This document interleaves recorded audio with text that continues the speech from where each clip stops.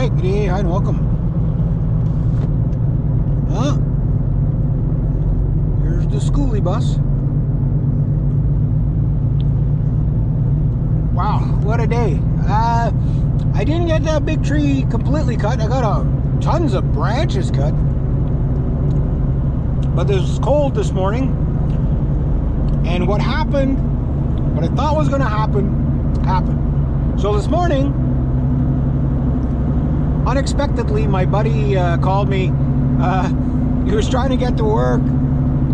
Like I'd got him. Well, I didn't really get him the job, but like I told him about the scrapyard was looking for guys and whatever, and he was going to go to work, but his four-wheeler, the front end fell off of it, and his lawnmower wouldn't start, so he couldn't ride his riding mower to work. And he lives up past me, so he's like, would you be able to give me a lift? I'm like, yeah, I can. I can't do it all the time, but you know, try to help him out as much as I can, you know. But last night it snowed.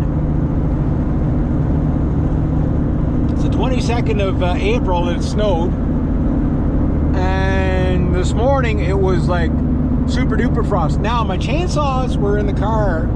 My door was sort of frozen this morning. My chainsaws were in the car, so I knew they were cold, but I didn't, you know, and I knew I was gonna have to let them warm up. So I got to my clients a little bit later, you know. She's like, oh, I didn't think you were gonna come there. I said, no, I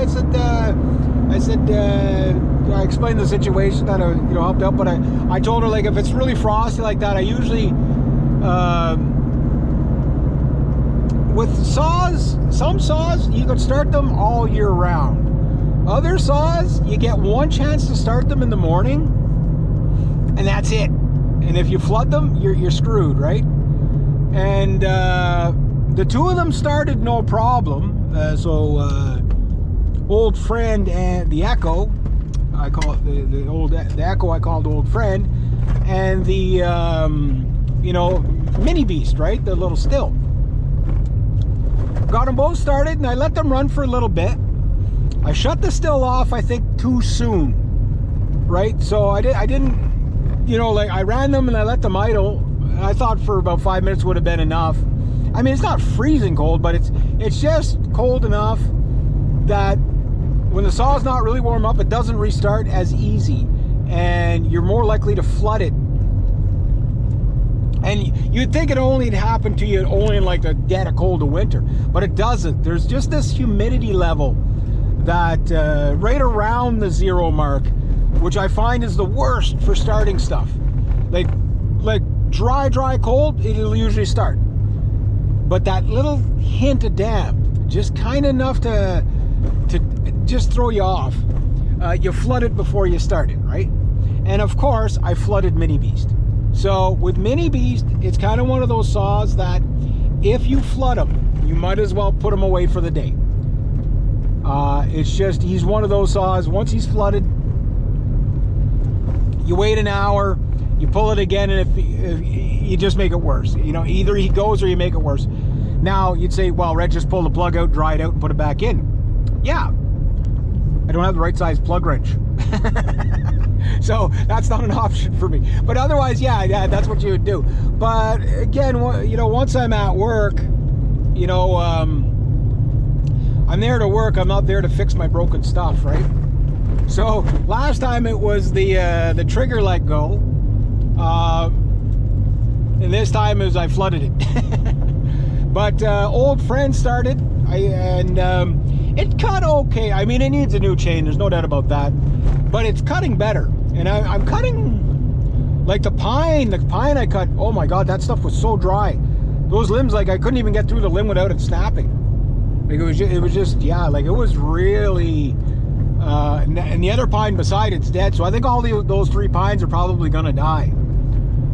Which my friend Amanda wouldn't mind that, because all the needles end up in her lawn, right? So she's like, yeah, get those branches out of there if you can. So anyway, I cut down a bunch of branches.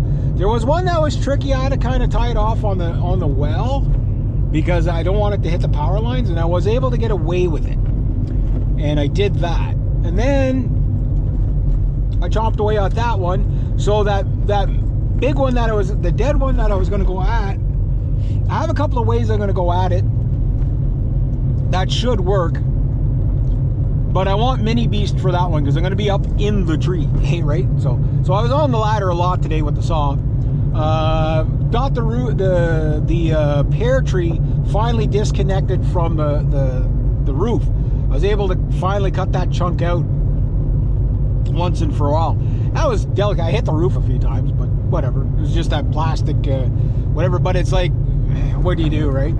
But now the fruit tree is free.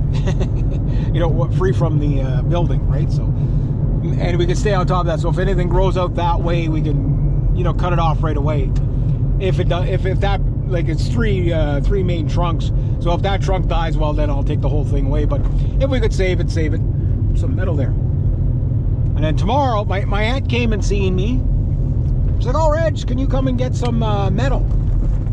And there's quite a bit of metal. So tomorrow I got a little job to do from raking. To do a metal run. And then I was at the store and she's like, "Oh, wait, I got to take down your numbers. Everybody's calling for somebody to rake." I said, "Well, I can't really take on too many more people, but I might be able to squeeze somebody in next week, possibly." This year I think is going to be crazy. It's already crazy, you know, we're like, but I don't want to do 7 days a week, right? I got to be careful of that, but I do want to make money. So today was a really good day, actually. I got paid for that garden box. Update on tree Kong. Okay, yeah, that's the next video.